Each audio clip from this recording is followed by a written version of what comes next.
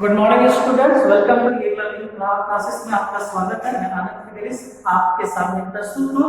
Part जैसा कि हम लोग सेवेंथ क्लास को पढ़ाने में जा रहा हूँ, पार्ट 2 वर्ण विचार। वर्ण विचार में बहुत सारी बातों को हम लोग जान चुके हैं, तो एक बार फिर से मैं उसको दोहरा दूं कि सबसे पहले वर्ण विचार में हम लोगों ने भाषा वर्ण के बारे में सीखा, वर्णमाला। उसके बाद हम लोगों ने वर्णों के भेदों के बारे में जाना। तो वर्ण के 2 भेदों के बारे में हम लोग जान चुके हैं, स्वर वर्ण, व्यंजन वर्ण। स्वर वर्ण को 3 भाग में बांटा गया है, ह्रस्व, दीर्घ और क्लोज। उसके बाद हम लोगों ने व्यंजन वर्ण के भेदों के बारे में जाना। व्यंजन वर्ण के 3 भेद, स्पर्श व्यंजन, अंतस्थ व्यंजन और क्या होगा, पुष्प व्यंजन। Very good. उसके बाद मात्रा के बारे में, जो कि आप नर्सरी क्लास एलकेजी यूकेजी में भी आप पढ़ चुके हो।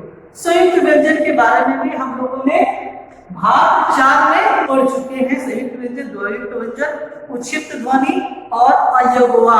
अयगुआ के बारे में मैंने बताया था कि वैसे वर्ड जो नहीं स्वर में आते हैं और नहीं व्यंजन में आते हैं, उसे हम क्या कहते हैं, अयगुआ। अब हम आते हैं आगत ध्वनि भी पढ़ चुके हैं, आगत ध्वनि और नुक्ता के बारे में, जो कि नुक्ता का प्रयोग हमेशा उर्दू शब्दों के लिए किया जाता है। अब हम आते हैं र के रूप में प्रयोग। बहुत सारे बच्चे र का प्रयोग नहीं जानते कि क्या होता है, तो आज हम लोग पढ़ेंगे पेज नंबर 14 में, देखेंगे र के रूप। र के रूप, तो यहाँ पर हम देखेंगे कि र के अनेक प्रकार के रूप हैं। कभी वो नीचे आता है, कभी पैरों में कदेन के रूप में प्रयोग होता है, कभी रेफरों के रूप में प्रयोग होता है। वो सारे विषय में हम लोग विशेष जानकारी लेंगे।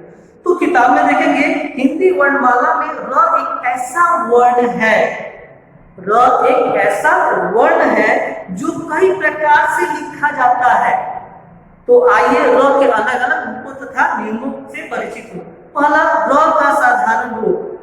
र का साधारण रूप र स्वर सहित होता है। अर्थात हम देखेंगे कि र जो है इसमें र अलग जोड़ अ होता है, इसीलिए कहा गया है स्वर सहित, क्योंकि इसमें स्वर लगा हुआ है। पहले वाला वर्ड भी पूरा तो र साधारण नियम का ही पालन करता है, जैसे रूप, सरस, रंग आदि।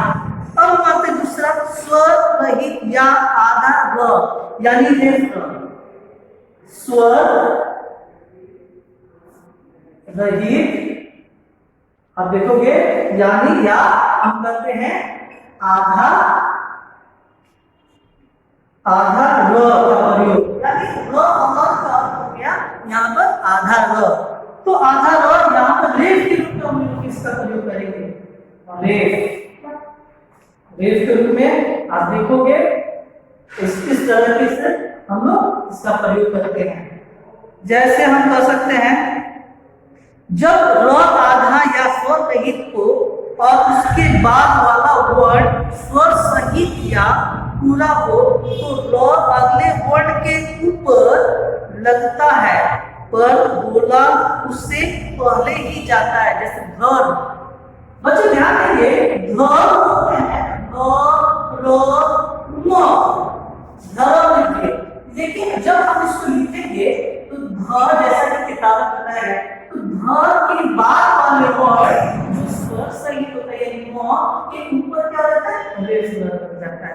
उसी तरह स्पर्श, एस प र श लिखते हैं स्पर्श, लेकिन इसको कैसे लिखते हैं, एस प श।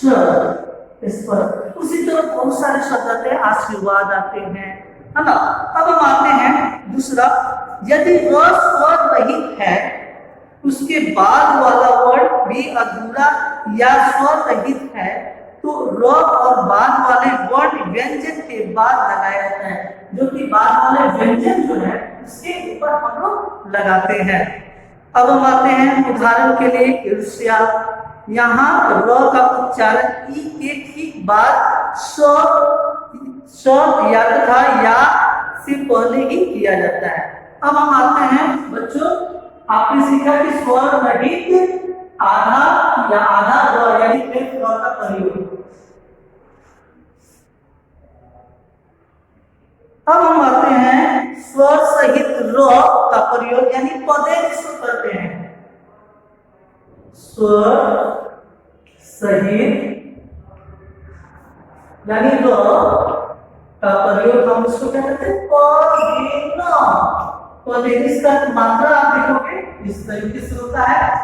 तो पदेन नाम से ही मालूम चलता है कि पैरों में, यह जो चिन्ह जो होता है हम लोग पैरों में लगाते हैं। तो किसके पैरों में, तो व्यंजन वर्णों के पैरों में लगाएंगे। आप देखेंगे बहुत सारे शब्द जो दिए गए हैं, यानी स्वर सहित, किताब में ध्यान देंगे, स्वर सहित र अपने से पहले वाले स्वर रहित या अधूरे वर्ण के पैर में लगता है। किताब में भी पूरी तरह से स्पष्ट हो गया कि पैर में लगता है। जैसे क्रम, क्रम ये ऐसे लग गया।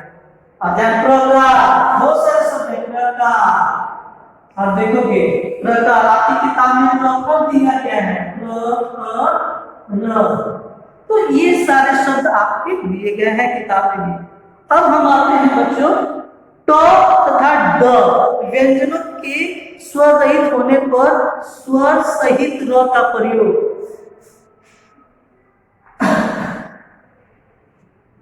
स्वर सहित र का प्रयोग हम देखेंगे।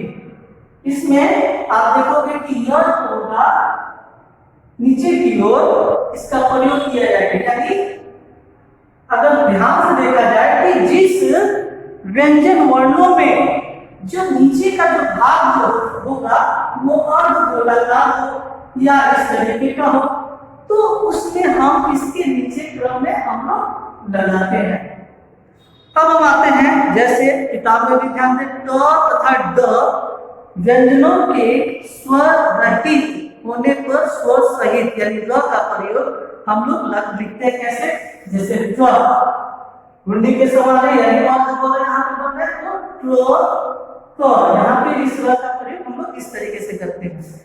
ड्रम, देखिए यहाँ पर आप देखेंगे, ध्यान देंगे, घुंडी के समान बना हुआ है ड्रम। तो इसी तरह इसका प्रयोग हम लोग इन दोनों व्यंजन वर्णों में हम लोग करते हैं। अब हम आते हैं नेक्स्ट वर्ण विच्छेद। बच्चों ध्यान रखेंगे क्योंकि यह बहुत ही जरूरी है, क्योंकि अक्सर हम लोग भूल जाते हैं कि रेफ र की मात्रा कैसे लगाएंगे। जैसे हम लोग लिखते हैं आशीर्वाद, तो बहुत सारे बच्चे ऐसे लिखते हैं जो कि क्या है, दोनों है। इसको हम लिखते हैं कैसे,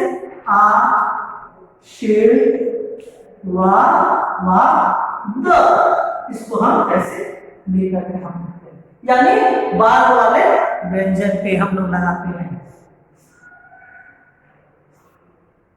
अब हम आएंगे वर्ण विच्छेद। वर्ण विच्छेद में हम लोग देखेंगे बच्चों कि वर्ण विच्छेद क्या है। विच्छेद का अर्थ होता है अलग करना। तो शब्दों को अलग अलग करने की प्रक्रिया क्या कहलाती है, बताइए तो। शब्दों को अलग अलग करने की प्रक्रिया क्या कहलाती है, वर्ण विच्छेद कहलाती है। जैसे आप 1 क्लास या नर्सरी क्लास में तो नहीं, लेकिन यूकेजी एलकेजी में आप पढ़ोगे, जैसे आप लिखते हैं कम, तो सबसे पहले आप लिखेंगे क जोड़ म। ये सही है, एलकेजी यूकेजी में जो बच्चे पढ़ते हैं उनके लिए सही। लेकिन यहाँ पे कुछ विस्तृत रूप से पढ़ना है, मात्राओं को ध्यान रखना है। तो क आपके लिए है कि क आप कैसे लिखेंगे, तो क आप पढ़ चुके हैं, तो क अलग जोड़ अ जोड़ म अलग जोड़ अ, ये हो गया क। इसी तरह बहुत सारे शब्द है, आप ध्यान दोगे। तो एक बार मैं फिर बता दूं आपको वर्ण विच्छेद।